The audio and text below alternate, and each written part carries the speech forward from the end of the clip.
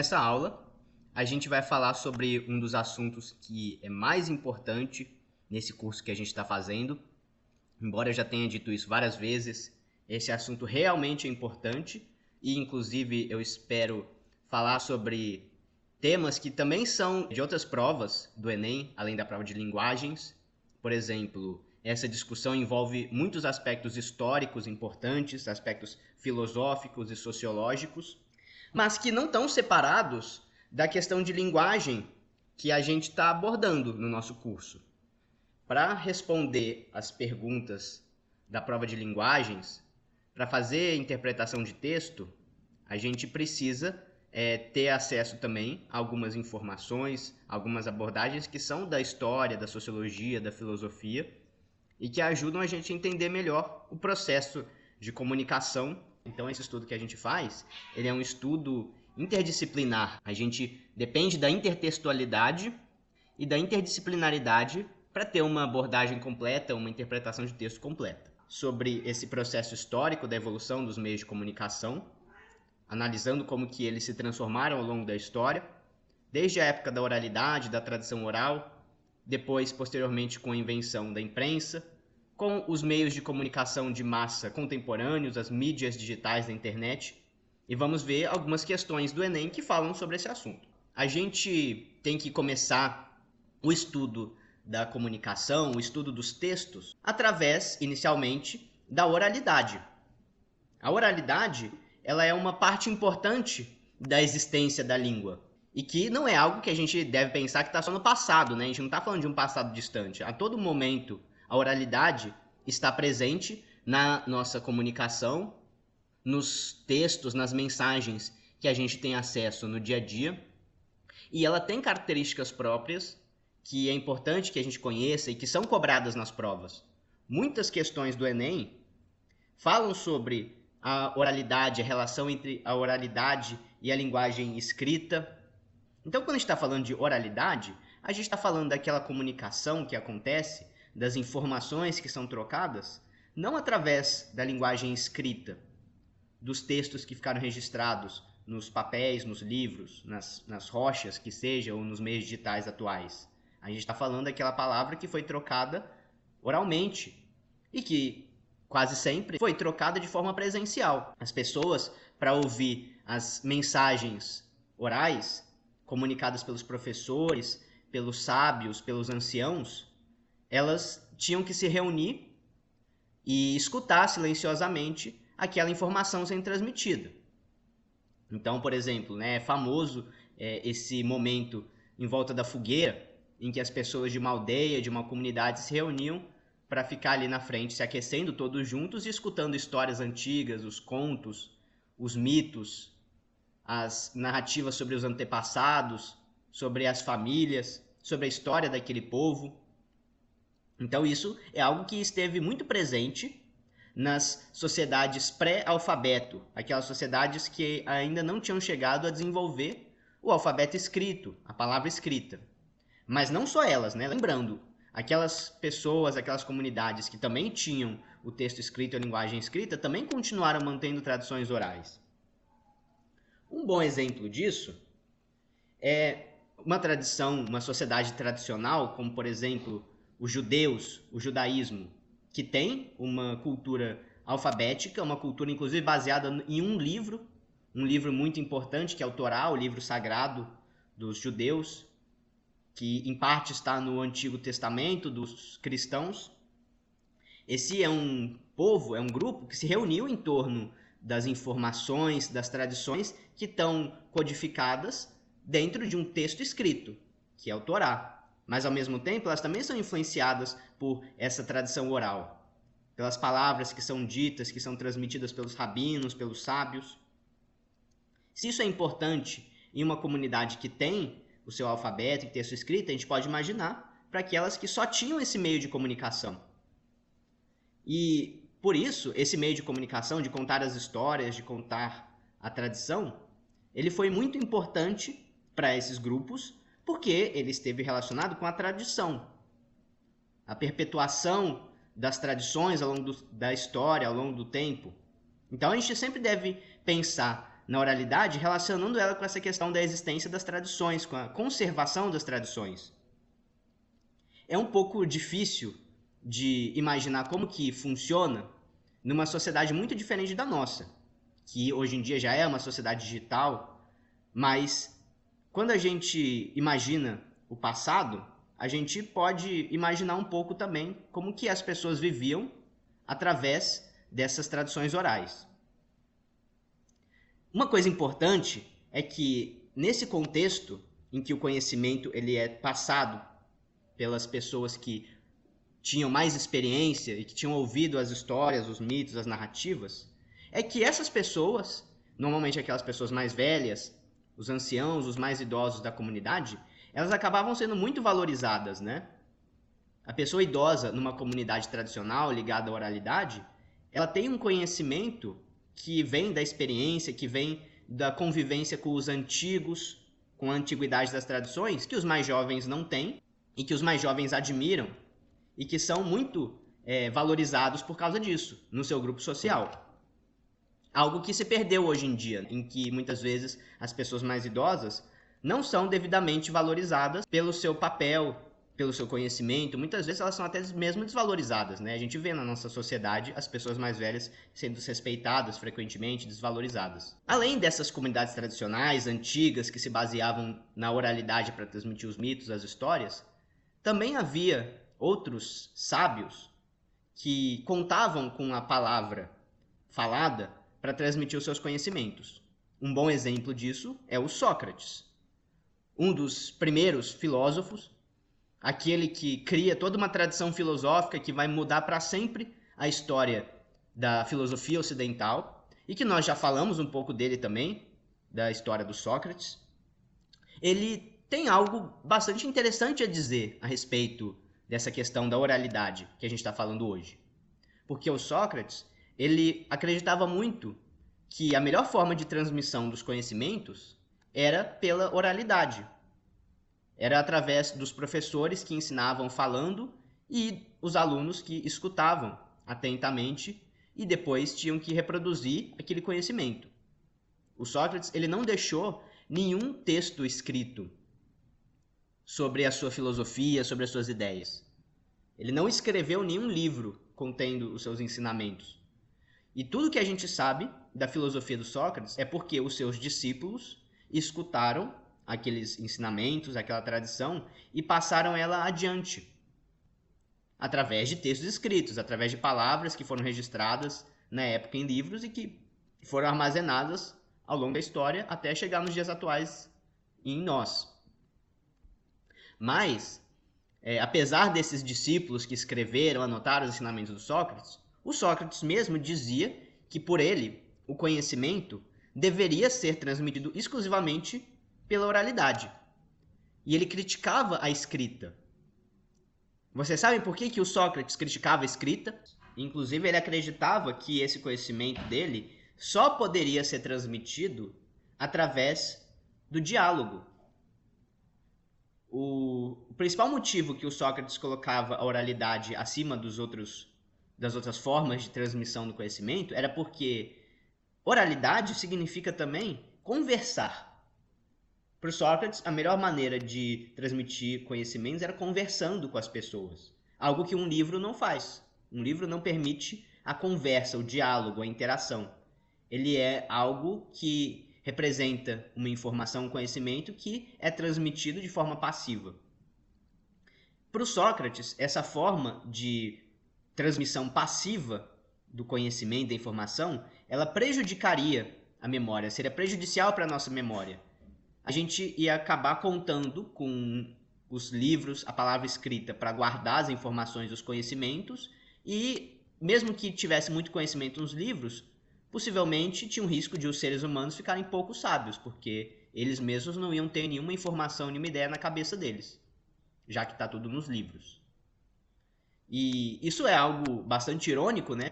Porque hoje em dia a gente se depara com esse desafio, né? A gente tem uma quantidade muito grande de informação na internet. Praticamente qualquer informação sobre qualquer momento da história, sobre livros que já foram escritos, poemas, textos históricos, você acha na internet.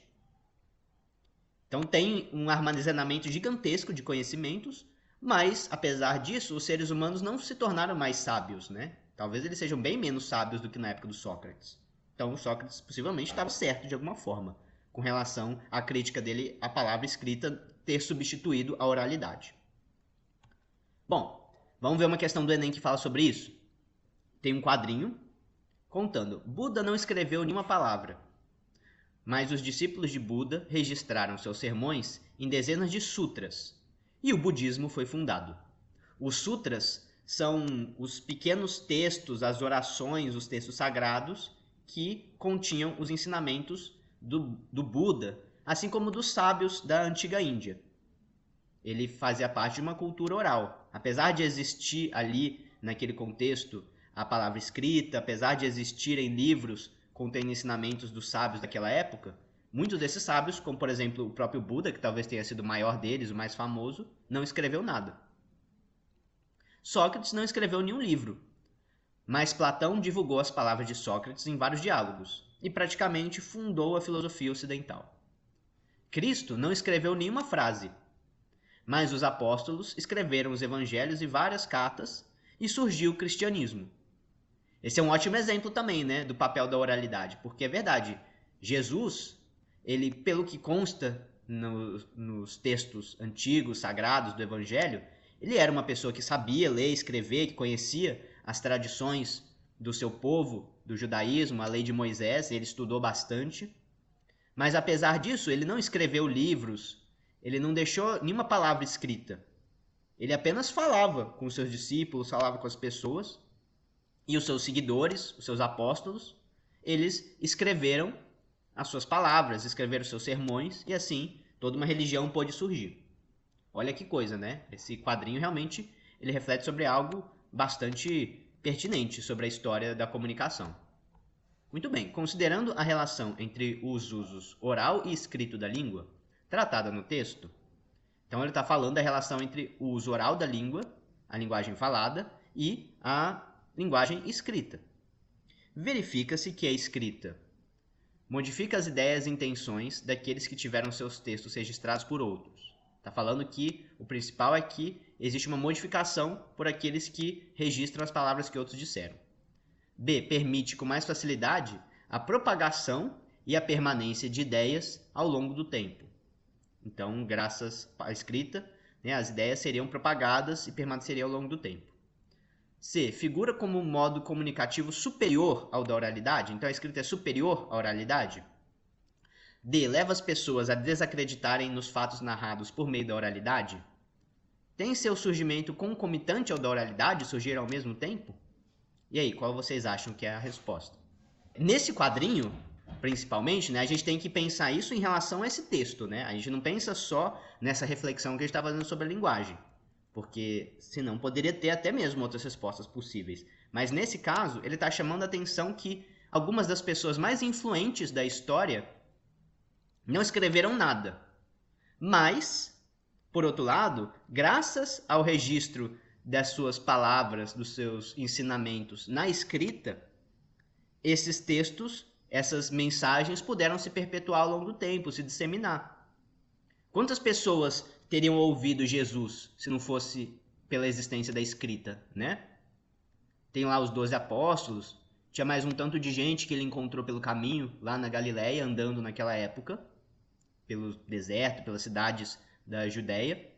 E só aquelas pessoas daquela época iam saber o que ele falou e nunca mais ninguém ia saber sobre aquilo que aconteceu. Mas como aquilo foi escrito em papel, principalmente em grego, né? Alguns sábios gregos que seguiram Jesus escreveram em grego os ensinamentos dele e isso pôde ser transmitido para milhões e milhões, aliás, para bilhões de pessoas ao longo de todos os tempos. Então a escrita permitiu a perpetuação desse conhecimento. Embora chame a atenção que esses ensinamentos, eles vieram na forma da oralidade. Eles foram criados originalmente num contexto da oralidade. O conhecimento do Buda, do Sócrates, do Cristo. Muito interessante essa questão do Enem. Vamos seguir com outra nessa mesma linha. As narrativas indígenas se sustentam e se perpetuam por uma tradição de transmissão oral. Olha, né? Vamos usar o Enem, as questões do Enem, para aprender sobre esses assuntos, né? Porque essas questões, esses textos, eles são muito interessantes, eles ensinam bastante pra gente. Inclusive para que você consiga fazer também outras provas, esses textos acabam sendo interessantes, eles acabam ensinando algo que você pode depois utilizar para fazer novas questões. Então, muita atenção, as narrativas indígenas se sustentam e se perpetuam por uma tradição de transmissão oral. Sejam as histórias verdadeiras dos seus antepassados, dos fatos e guerras recentes ou antigos, sejam as histórias de ficção, como aquelas da onça e do macaco. De fato, as comunidades indígenas nas chamadas Terras Baixas da América do Sul, o que exclui as montanhas dos Andes, por exemplo, não desenvolveram sistemas de escrita como os que conhecemos, sejam alfabéticos, como a escrita do português, sejam ideogramáticos, como a escrita dos chineses ou outros. Então ele está chamando a atenção para um fato histórico interessante, importante, que na América do Sul, tirando as regiões dos Andes, tirando, né, aqueles povos indígenas que moravam no alto da montanha, que tinham um contexto social e cultural bem diferente, os índios que moravam no Brasil, que moravam na Amazônia, na região equatorial, nas regiões tropicais do resto do Brasil, até o sul, não tinham escrita. Os índios brasileiros, praticamente todos, não tiveram um sistema de escrita, nem de alfabeto, igual, né, o alfabeto romano, o alfabeto latino, nem ideogramas como o chinês e o japonês. Eles não tinham esse sistema de escrita. Somente nas sociedades indígenas com estratificação social, ou seja, já divididas em classes, como foram os astecas e os maias, é que surgiu algum tipo de escrita. Olha que interessante, a escrita só surgiu nas Américas em povos que eram os astecas, os maias, por exemplo, que tinham grandes impérios em que havia estratificação social, ou seja, as pessoas estavam divididas em classes sociais. Na sociedade dos astecas, dos maias, tinha pessoas que eram camponeses, servos, e que, né, eram forçados a trabalhar pela coletividade, enquanto tinha aqueles que eram sacerdotes, aqueles que eram nobres. Enfim, nesse tipo de sociedade, que era diferente dos índios do Amazonas, por exemplo, até surgiu a escrita. Nos outros lugares não teve escrita. A história da escrita parece mesmo mostrar claramente isso, que ela surge e se desenvolve, em qualquer das formas, apenas em sociedades estratificadas, sumérios, egípcios, chineses, gregos, etc. O fato é que os povos indígenas no Brasil, por exemplo, não empregavam um sistema de escrita, mas garantiram a conservação e continuidade dos conhecimentos acumulados, das histórias passadas e também das narrativas que sua tradição criou, através da transmissão oral. Todas as tecnologias indígenas se transmitiram e se desenvolveram assim. E não foram poucas. Por exemplo, foram os índios que domesticaram plantas silvestres, e muitas vezes venenosas, criando o milho, a mandioca, o macaxeira, o amendoim, as morangas e muitas outras mais. E também as desenvolveram muito. Por exemplo, somente do milho criaram cerca de 250 variedades diferentes em toda a América. Então esse texto chegou no fato de que os povos indígenas do Brasil não tinham escrita. Mas apesar de eles não terem escrita, eles conseguiram perpetuar os seus conhecimentos, as suas histórias, as suas tradições ao longo do tempo. Como pode, né? Como pode transmitir ao longo de centenas de anos, de milhares de anos, as histórias dos antepassados? O conhecimento sobre, por exemplo, como cultivar aquelas plantas, como cultivar mandioca, como cultivar amendoim, como produzir alimentos através dessas plantas. Esses são conhecimentos importantes, é uma cultura importante. E ela não utilizou a escrita para ser perpetuada ao longo das gerações, ao longo da história. O que foi utilizado nesse caso? A transmissão oral, a oralidade. A escrita e a oralidade, nas diversas culturas, cumprem diferentes objetivos. O fragmento aponta que, nas sociedades indígenas brasileiras, a oralidade possibilitou a conservação e a valorização dos grupos detentores de certos saberes. Então a oralidade criou uma valorização de alguns grupos que eram aqueles que unicamente, exclusivamente detinham os saberes valorizados pela comunidade. B. A preservação e a transmissão dos saberes e da memória cultural dos povos. Então a oralidade foi quem preservou e transmitiu os saberes, a memória cultural dos povos. C. A manutenção e a reprodução de modelos estratificados de organização social.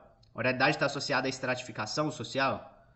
D. A restrição e a limitação do conhecimento acumulado a determinadas comunidades. Então, a oralidade restringiu, limitou o conhecimento àquelas comunidades fechadas. E. O reconhecimento e a legitimação da importância da fala como meio de comunicação. E aí, qual que vocês acham que é a resposta? Essa questão é muito importante, porque a gente vem com uma visão que a escola mesmo que trouxe pra gente, de que a cultura de verdade, aquela que realmente é valorizada e que está relacionada com a história, é aquela cultura escrita, como por exemplo aquela que foi deixada pelos gregos, pelos romanos, mas até mesmo pelos árabes, pelos chineses, japoneses, povos que tinham um recurso, um alfabeto, para registrar a história e os fatos, e as tradições, a cultura de uma maneira geral. Mas muitos povos não desenvolveram essa forma e criaram outros recursos para perpetuar os seus conhecimentos e a sua cultura que não são menos ricos por isso. Essa cultura desses povos não é menos rica porque ela não está guardada na forma escrita. Por exemplo, né, a cultura dos povos da África, que são muitos povos também, né? Não tem uma cultura africana, tem muitos e muitos povos diferentes entre si, com várias culturas diferentes, várias tradições diferentes, e que muitas vezes não tem a escrita como um meio de transmissão de conhecimentos. E os povos, por exemplo, indígenas, né, os povos indígenas da América também têm uma cultura extremamente rica e valorizada, mas que poderia de uma forma preconceituosa ser vista como primitiva, como pré-histórica, só porque eles não fizeram igual os europeus, os ocidentais. Essa é uma visão que a gente poderia chamar de etnocêntrica, né? Quando a gente aplica a nossa visão da nossa cultura à cultura dos outros. Pensar que os índios são mais atrasados ou a cultura deles é inferior à cultura ocidental europeia só porque eles não tinham a escrita, por exemplo. Então essa discussão é muito importante mesmo. Mas vamos falar, adiantando um pouquinho a história, né? Sem entrar muito no mérito da questão do surgimento da escrita, né, do alfabeto, que alguns desses textos que a gente leu falavam sobre o alfabeto. Mas hoje, particularmente, eu queria focar nas mudanças que foram trazidas, não só pela linguagem escrita, mas pelo surgimento da imprensa. Porque realmente a escrita mudou muito a história daqueles povos que desenvolveram esse recurso, o alfabeto, que criaram livros, essa maneira de registrar os conhecimentos, como a cultura em que a gente está inserido. A cultura em que a gente está inserido, ela vem de um contexto em que foi utilizada a escrita. Desde lá os fenícios, incluindo os sumérios, os babilônios, mas também os judeus, né, com o Antigo Testamento, com o Torá, que como a gente viu, foi influenciar o surgimento do cristianismo e depois toda a história ocidental, incluindo os romanos, os gregos. Esses povos criaram a escrita para registrar suas culturas, seus conhecimentos. Mas durante muitos e muitos séculos, a escrita foi algo extremamente restrito, não é? O acesso a textos escritos, o ato de escrever, mas também o ato de ler. Eles foram algo muito limitado durante a maior parte da história, a uma minoria. Então a gente fica pensando muito nos sumérios, nos fenícios, nos babilônios, nos egípcios também, né, que tinham a escrita cuneiforme. Aliás, a escrita hieroglífica, os hieróglifos do Egito e a escrita cuneiforme da Suméria, como sendo povos muito avançados, porque eles desenvolveram esses alfabetos, mas se a gente for ver nessas sociedades, uma pequena, minúscula, ínfima minoria que sabia escrever as informações e era especializada nisso, eram os escribas, não é? Essas sociedades eram altamente estratificadas, elas eram altamente divididas em classes, a grande maioria da população camponesa, trabalhadora, serva, não sabia ler e escrever e passar a vida sem ter contato com isso. Mesmo muitos nobres e reis não sabiam ler e escrever, enquanto que os escribas eram especializados nesse conhecimento. Talvez alguns sacerdotes também, que tinham que ter acesso aos conhecimentos religiosos através dos textos escritos, mas a maioria da população passava a vida sem ver um texto escrito. E nessa época também, não por acaso, tinha poucos textos para serem lidos, de certa forma. Tinha muitas dificuldades para fazer um texto ser lido por muitas pessoas em vários lugares. Porque imagina, para ter um texto escrito, alguém tinha que escrever à mão. Para você, por exemplo, ler Harry Potter, alguém tem que tipo pegar e escrever à mão todas as páginas de todos os livros, milhares e milhares de páginas, e dá para você ler. E aí, para você ler, alguém teve que copiar à mão aquele livro, que foi copiado à mão de outro e de outro até chegar no original. Como que faz para um texto antigo, como um texto do Platão e do Sócrates, ser passado adiante ao longo de gerações e gerações? Sempre teve que ter alguém que pegava e anotava à mão aquele texto, aqueles livros. Dava muito trabalho e tinha muitas poucas cópias disponíveis de cada texto, de cada livro, de cada pensamento. A maioria do conhecimento acabava sendo perdido. Então, durante muitos séculos, isso dependia desse trabalho de cópia dos escribas, de pessoas especializadas, como, por exemplo, os monges copistas, que passavam a vida escrevendo, fazendo cópias dos textos sagrados. Até que, no século XV, aconteceu uma grande revolução, uma revolução talvez mais importante, mais significativa, que mudou mais o mundo do que na época do surgimento da escrita, que foi o surgimento da imprensa. A prensa do Gutenberg. O Gutenberg, vocês já devem ter ouvido falar, o Johannes Gutenberg, era um alemão que criou a primeira máquina de prensa, em que ele colocava lá os tipos móveis, as letrinhas, cada letrinha feita ali de ferro fundido, numa sequência, e depois baixava aquela placa com aquelas letrinhas para fazer uma impressão de uma página. E aí com isso, aí essa imagem representa, né, o Gutenberg vem do resultado, né, do invento dele, que é uma página impressa com os tipos.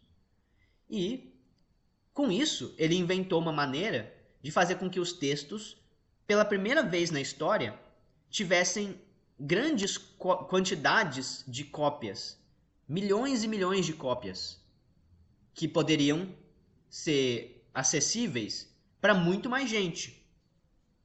Então, por que foi uma revolução tão grande o surgimento da imprensa, causado pelo Gutenberg, criado, inventado pelo Gutenberg? Porque ele permitiu a reprodução em massa dos textos. Você, pela primeira vez, pôde imprimir muitas e muitas cópias de um texto, e com isso, o acesso das pessoas à informação foi democratizado. O que quer dizer democratizar o acesso à informação? Democratizar quer dizer fazer com que todas as pessoas, fazer com que muitas e muitas pessoas tenham acesso a uma informação. O livro que ele imprimiu, o primeiro livro que ele imprimiu, você pode imaginar, uma época fortemente cristã da Europa, em que acreditavam muito na religião cristã. Claro, né, que o primeiro texto que eles imprimiram foi a Bíblia. Milhões e milhões de Bíblias, que passaram a se tornar algo acessível para as pessoas. As pessoas, pela primeira vez, puderam pegar uma Bíblia e ter em casa uma Bíblia. Algo que era impossível antes, na época dos monges copistas. A Bíblia só ficava lá guardada dentro da biblioteca do mosteiro, da igreja. E poucas pessoas tinham acesso para ler. Então isso representou uma grande revolução. Um parêntese, né, sobre isso. Já que a gente está falando bastante de história. Dizem que isso foi tão importante que modificou não só, por exemplo, o acesso das pessoas à informação, de forma que elas pudessem, por exemplo, ler jornais, ler outros textos. Mas, por exemplo, o que não significou as pessoas poderem ter um acesso pessoal à Bíblia, por exemplo? Cada família poder pegar, claro, quem soubesse ler, que não era a maioria da população, né, era uma minoria ainda, quem soubesse ler poderia pegar uma Bíblia e ler aquela Bíblia. Na verdade, não era nem permitido antes que as pessoas lessem a Bíblia. Na Idade Média, o povo cristão que estava submetido à Igreja Católica não tinha o direito de ler a Bíblia. Quem lia a Bíblia era o padre, eram as pessoas da igreja, e as pessoas comuns precisavam ter acesso ao conhecimento da religião só através daquelas pessoas. Até porque quase ninguém sabia ler, né? Não tinha nem jeito. Mas aquelas pessoas, todo mundo dependia do padre da igreja para ter acesso a Deus. Imagina isso. Para você ter acesso a Deus, você depende daquele cara lá, do padre da igreja. Você não pode fazer nada para contrariar ele, senão você não vai conseguir falar com Deus. E aí, a partir do momento em que tinha um monte de Bíblia e as pessoas poderiam pegar a Bíblia e ler, isso mudou totalmente a relação com Deus mudou totalmente a visão da religião. E essa foi uma das principais demandas, reivindicações da Reforma Protestante.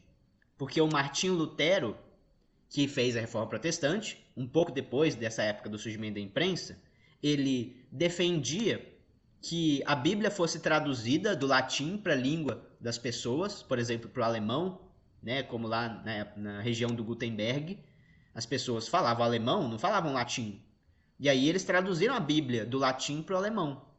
A Vulgata, né, aquele texto escrito na língua do povo, assim como foi traduzido para o português, para o espanhol, para o inglês. E aí, pela primeira vez na história, as pessoas puderam pegar e ler diretamente os textos sagrados da Bíblia. O Martinho Lutero encorajava isso. E não à toa ele foi banido da Igreja Católica, né? Porque isso era uma verdadeira heresia. Defender que as pessoas deveriam ler a Bíblia em alemão, nas línguas vulgares, era uma verdadeira heresia. Que mudou também bastante o curso da história. Então tudo isso foi causado por uma mudança tecnológica, né? Um surgimento de um novo meio de comunicação, graças à imprensa. Vamos ver como que isso cai no Enem. Dois grandes eventos históricos tornaram possível um caso como o de Menóquio: a invenção da imprensa e a reforma. A imprensa lhe permitiu confrontar os livros com a tradição oral em que havia crescido, e lhe forneceu as palavras para organizar o amontoado de ideias e fantasias que nele conviviam. A reforma lhe deu audácia para comunicar o que pensava ao padre do vilarejo, conterrâneos inquisidores, mesmo não tendo conseguido dizer tudo diante do Papa, dos cardeais e dos príncipes como queria. Muito bem. Esse texto está falando sobre um indivíduo, Menóquio, que não é conhecido mesmo na história. Né? Esse personagem não é conhecido. E essa questão também não espera que você conheça essa história. Nos deram esse texto para a gente interpretar falando de fatos históricos que a gente conhece. A invenção da imprensa e a reforma protestante. Ele está refletindo, esse texto é um historiador refletindo sobre dois fatos históricos importantes através de um personagem que ele está contando, que é o Menóquio. Essa história do Menóquio ela é muito interessante, porque ela exemplifica muito bem o contexto daquela época. Atenção, pessoal, essa questão ela é da prova de ciências humanas, não é uma questão de linguagens do português, é uma questão que fala de um aspecto histórico. E que eu achei interessante nessa aula, justamente porque essa é uma aula intertextual, né? Em que a gente está falando sobre um aspecto histórico.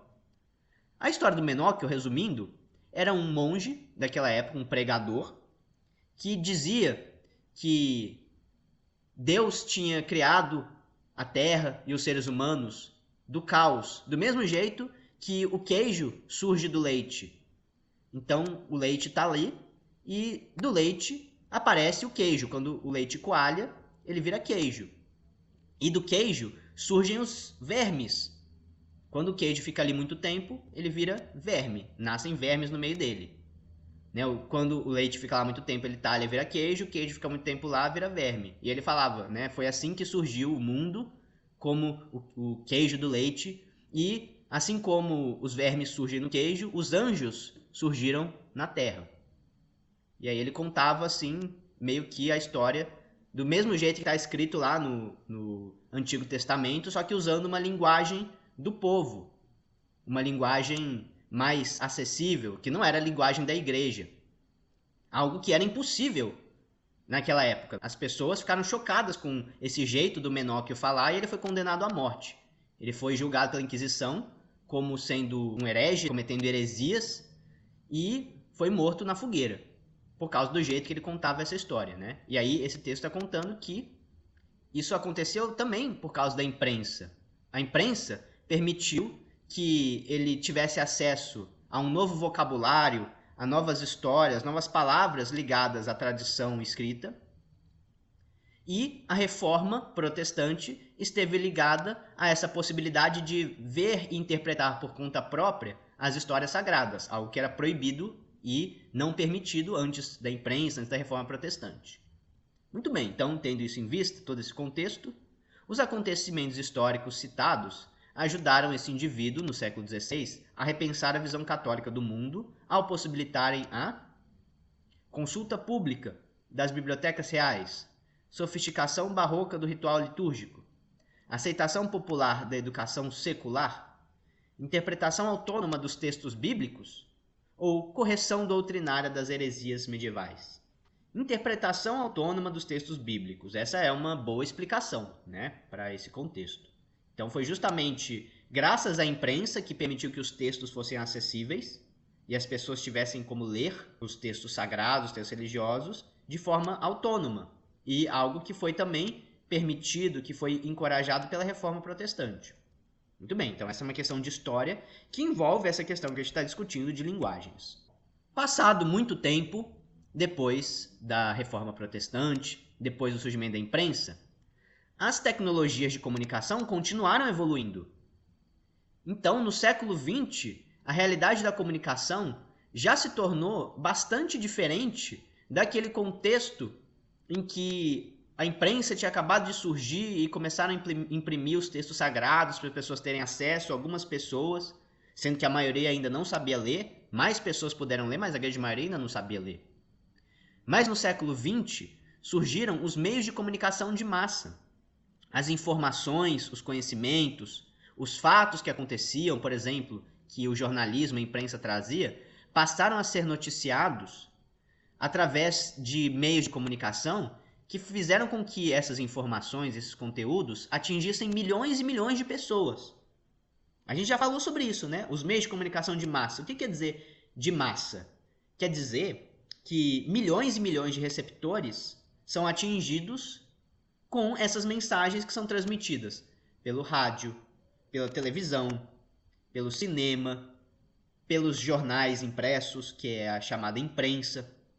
Então, esses meios de comunicação modernos do século XX, eles permitiram uma massificação da opinião pública. Eles permitiram que o público tivesse, todo mundo, ou a maior parte das pessoas, contato com as mesmas ideias, com as mesmas informações, com os mesmos fatos.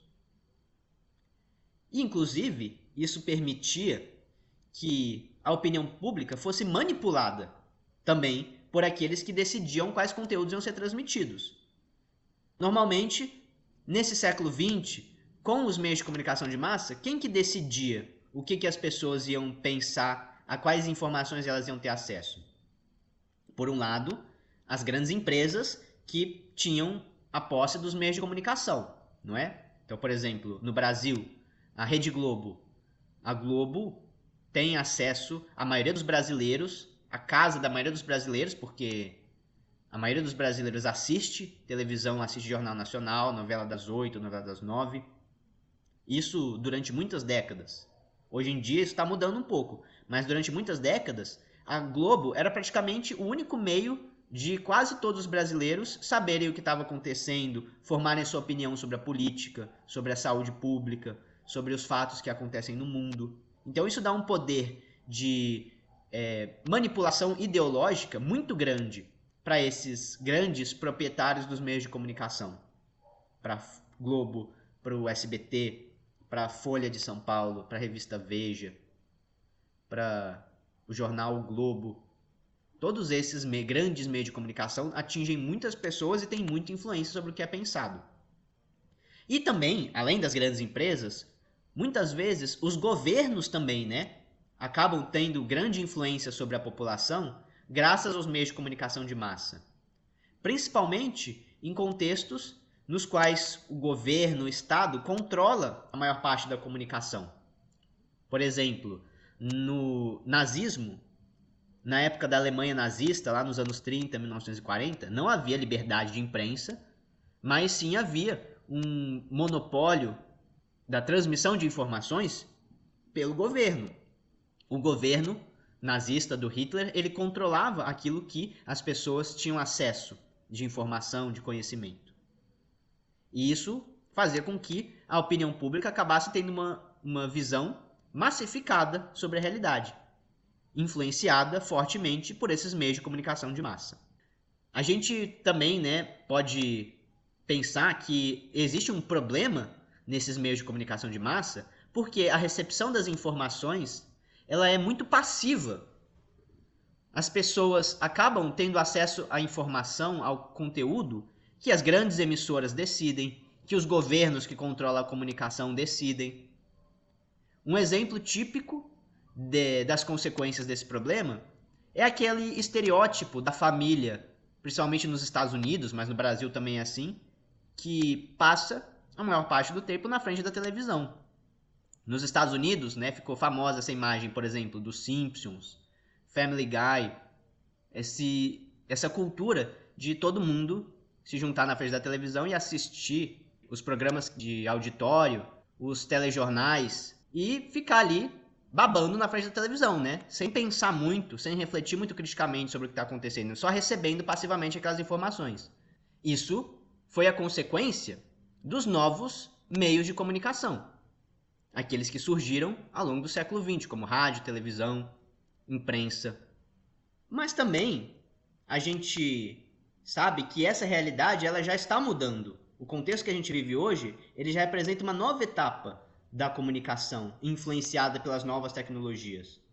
Porque hoje em dia a gente tem o advento dos chamados meios de comunicação digitais, meios de comunicação eletrônicos, as redes sociais, a internet em si mesma, os smartphones, todas aquelas pessoas que estão conectadas através dessas novas tecnologias, a informação, ao conhecimento, de uma forma totalmente nova na história da humanidade. Qual que é a novidade? Por que é tão diferente os meios digitais de comunicação do século XXI em relação àqueles meios de comunicação de massa do século XX, da televisão, do rádio? Segundo os pesquisadores, a comunicação pela internet, ela representa uma verdadeira revolução cognitiva, uma revolução na forma como a gente se comunica, mas até mesmo na forma como a gente pensa, como a gente se relaciona. Por quê? Porque os meios digitais, como as redes sociais, a internet, eles permitem uma interatividade. O público que é receptor de informação, ele pode interagir com a informação, ele pode responder, ele pode fazer um comentário, ele pode compartilhar para outras pessoas, ele pode criticar aquilo que está sendo transmitido ali imediatamente, porque tem uma caixa de comentários, ou se for um blog, ele também tem um espaço para comentários, para interação do leitor. Essa interatividade, ela permite uma atitude muito mais ativa na comunicação do público. O público ele é ao mesmo tempo receptor, porque você entra lá na internet e você lê uma notícia, mas ele também é emissor, porque ele pode interagir, ele pode responder. Ele pode fazer a própria informação dele. Você pode ir lá na sua página nas redes sociais, escrever um textão e falar real sobre o que você pensa sobre o que está acontecendo. Isso não era possível na era do rádio. Na era do rádio, você tinha que só ouvir o que estava sendo falado ali. Você não tinha nenhum direito à voz, nenhuma interação possível. Você podia, no máximo, comentar com quem estava lá ouvindo junto com você as notícias. Enquanto que, hoje em dia, qualquer pessoa pode escrever um post que vai viralizar. Qualquer pessoa pode escrever um texto ou fazer um meme que outras milhões e milhões de pessoas vão compartilhar, passar adiante até chegar no mundo inteiro aquele meme, aquele textão. Então isso é muito novo e muito revolucionário do ponto de vista da comunicação, do acesso à informação, do aprendizado. E aí, né, eu não vou me alongar muito mais nesse aspecto, porque a gente vai falar mais sobre isso em outra aula. Mas, na verdade, isso é extremamente revolucionário. Essa forma de interação dos meios digitais, em que você pode realmente escolher o que você vai aprender. Não é? Essa revolução do aprendizado, ela tem a ver com essa possibilidade de acessar informações livremente. Agora, né, cada um pode escolher o que vai acessar, que conteúdo vai consumir. Imagina, se o Gutenberg já tinha mudado tudo, porque pela primeira vez a pessoa podia pegar um texto e ler ela mesma, interpretar ela mesma, um texto sagrado, por exemplo, da sua religião. Isso mudou a relação do homem com Deus. Hoje em dia, cada um pode acessar todas as informações que quiser, do ponto de vista que você quiser que tenha disponível na internet, de forma livre. E isso representa uma nova etapa dessa transformação tecnológica. Bom, resumindo, pessoal, essas mudanças históricas que a gente está vendo, algo muito importante a gente notar é essa teoria, essa é uma abordagem, uma teoria do Marshall McLuhan. McLuhan é famoso, tá? Ele estudou a comunicação, estudou a história da comunicação dessa maneira como a gente está vendo agora, e ele chegou a essa seguinte conclusão. Bom, Ao longo de todas essas mudanças dos meios de comunicação, a gente pode observar que também houve uma grande mudança na percepção dos seres humanos. Graças às mudanças do meio de comunicação, graças à evolução tecnológica dos meios de comunicação, também houve uma evolução, uma transformação profunda na percepção do ser humano, na maneira como nós usamos os nossos órgãos dos sentidos. Pensa, na época da oralidade, da tradição oral, era muito importante a audição. A gente era muito mais ligado na nossa audição, por exemplo. Algo que, por exemplo, os monges copistas lá, que viviam em cima dos textos, copiando, não tinham. Para eles, era muito mais importante a visão, a palavra escrita, aquela palavra muito mais abstrata, que não é um som, ela é uma imagem no papel. Então isso mudou o uso dos órgãos dos sentidos. E então, na época da televisão, em que os órgãos dos sentidos passaram a ser muito mais estimulados, porque a partir daquele momento a gente começa a ver o tempo inteiro programa, notícia, novela, propaganda, toda hora propagandas curtas assim, com muito barulho, muita agitação. Então isso mudou a nossa percepção. E na internet então, que a gente vê tipo várias notícias por segundo. Você passa a sua timeline assim meio correndo, e enquanto está correndo pela sua timeline, jogando lá para cima e para baixo o seu dedo, passa um monte de texto, um monte de manchete, você lendo aquilo rápido, né, de uma maneira ansiosa muitas vezes. Isso muda a nossa percepção. Então olha o que ele está falando, como isso é importante. Com as mudanças dos meios, houve também mudanças na forma de perceber, de sentir as informações da realidade. Isso também gerou, com certeza, mudanças profundas na maneira de acessar a informação. Isso gerou mudanças profundas no aprendizado. Resumindo, né? As mudanças no meio de comunicação, elas representaram mudanças da cognição do ser humano, no uso do nosso cérebro. E isso, né, pode ser resumido nessa frase: o meio é a mensagem. O Marshall McLuhan tentou explicar essa ideia falando: o meio é a mensagem. Porque a mensagem que a gente tem acesso, ela é totalmente influenciada e modificada pelo meio de comunicação. As palavras de Jesus, na época que ele estava falando com seus discípulos, era uma coisa.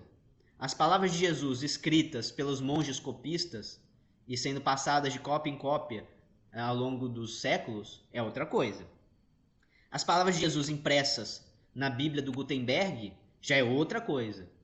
E aí um aplicativo com a Bíblia que você pode compartilhar o seu trecho favorito, aquele versículo que você achou mais legal, você compartilha no Facebook, na sua rede social, e pode mandar para alguém pelo WhatsApp. E aí receber de volta um bom dia com um PowerPoint ou um bloco, porque a pessoa que recebeu não queria nem saber daquilo lá, daquele versículo que você mandou, pensou, nossa, não é nada a ver isso. E aí levou um bloco.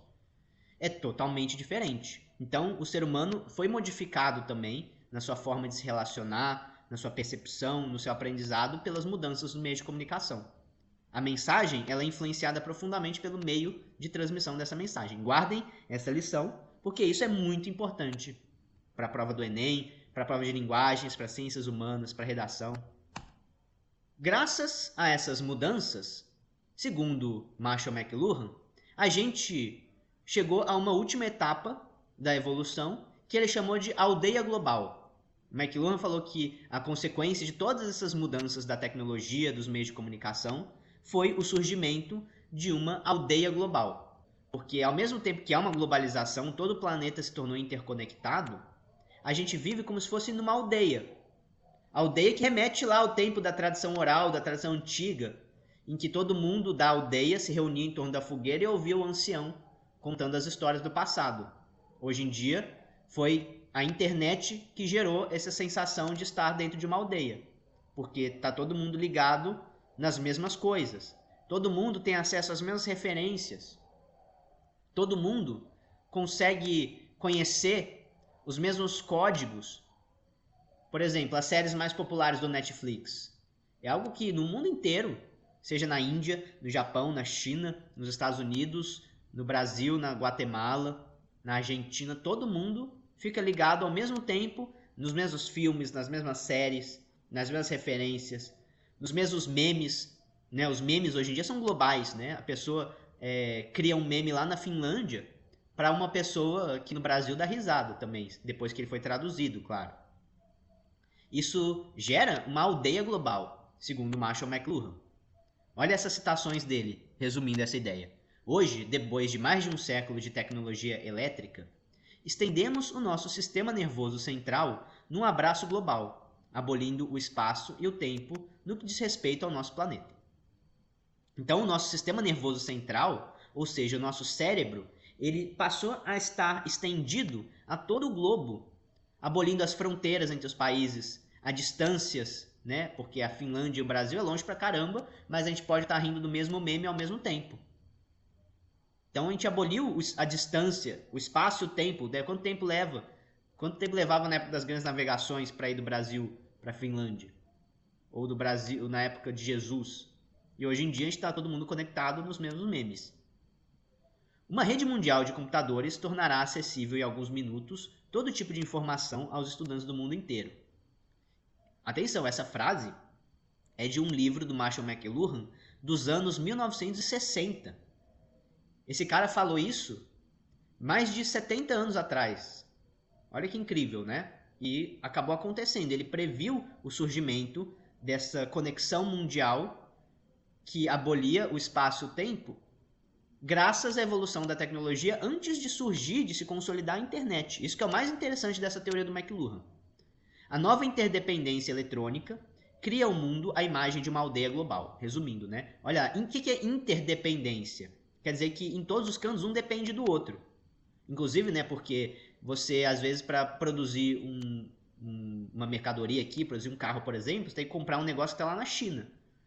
Ao mesmo tempo, né, tem que ter um engenheiro chinês conectado, trazendo instruções, enviando, às vezes, materiais pelo correio, pelos navios, para um processo produtivo aqui no Brasil acontecer. Então, olha que interdependência, um dependendo do outro globalmente, graças aos meios de comunicação, criando uma aldeia global.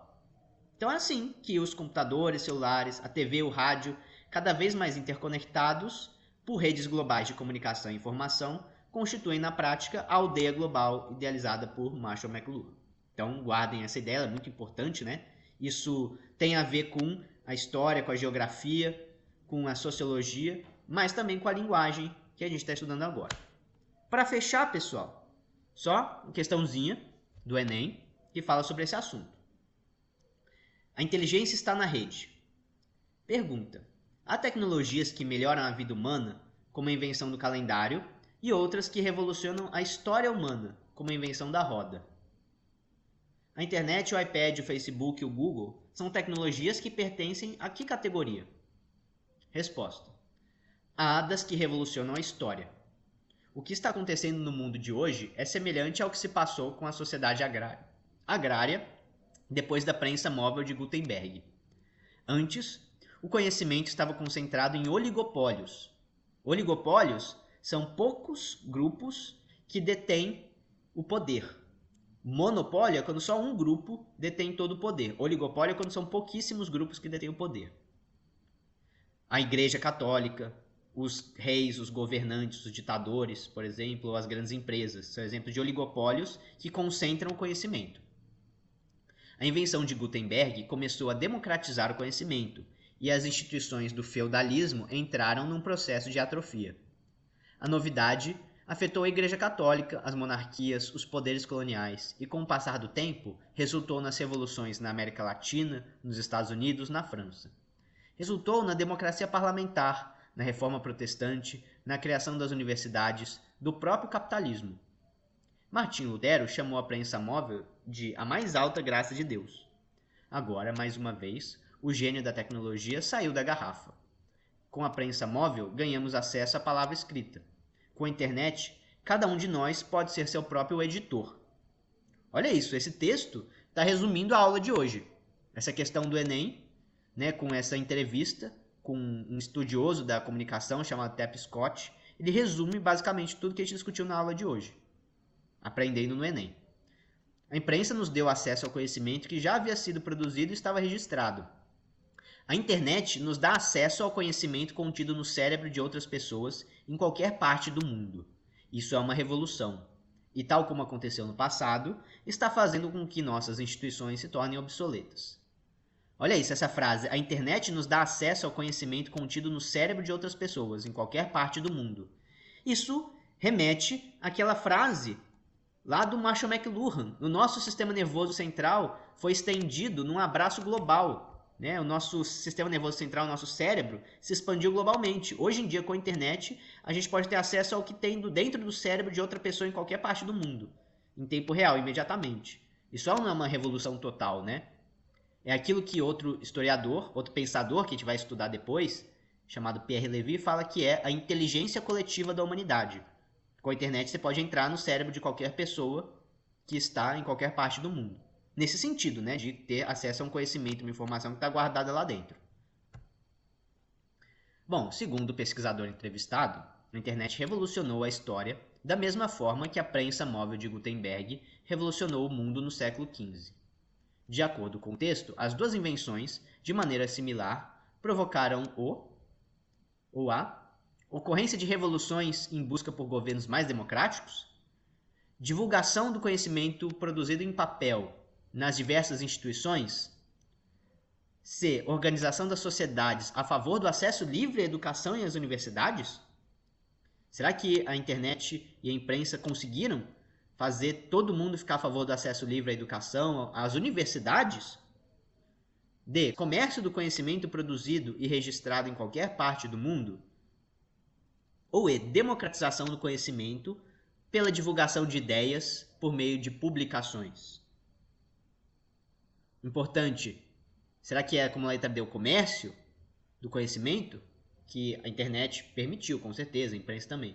Ou talvez a democratização do conhecimento, como a letra E.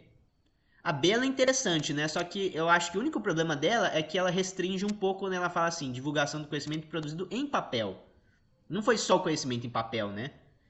Por exemplo, a internet ela permite até mesmo que o conhecimento oral, por exemplo, uma pessoa gravando um vídeo sobre um contexto tradicional, sobre uma palestra, uma história sendo contada por uma pessoa em qualquer lugar do mundo. Então não é só o conhecimento produzido em papel, é o conhecimento em geral que é democratizado. Essa palavra da letra E, eu gosto da letra E porque ela traz essa palavra-chave, né? Democratização do conhecimento. Democratização, sempre que vocês verem essa palavra, você lembra. Democratização é fazer com que todos tenham acesso. Todo mundo tem que ter acesso. Aí é democratização, democratizado. Ou a maioria, né, das pessoas tendo acesso. O conhecimento pode ser acessado praticamente por qualquer um que tem acesso à internet. E, na verdade, né, a imprensa já tinha feito isso, já tinha aumentado muito o acesso, democratizado o acesso ao conhecimento. E agora a gente vive a nova revolução. Essa aula foi um pouquinho longa também, peço desculpas, mas esse assunto realmente ele é muito importante porque ele envolve a reflexão sobre aspectos importantes de história, de geografia, de sociologia, e também é importante porque cai esse assunto na prova de linguagens, questões que falam sobre a comunicação no contexto da sociedade contemporânea, com as tecnologias da internet, isso é muito cobrado nas provas hoje em dia. E a gente também tem que acompanhar esse raciocínio, né? E aí, a gente vai fazer outras aulas entrando mais nessa reflexão sobre como que é a internet hoje em dia, o que alguns pensadores que falam sobre a comunicação, sobre a linguagem têm a dizer sobre a internet hoje em dia. Mas isso é assunto para outra aula.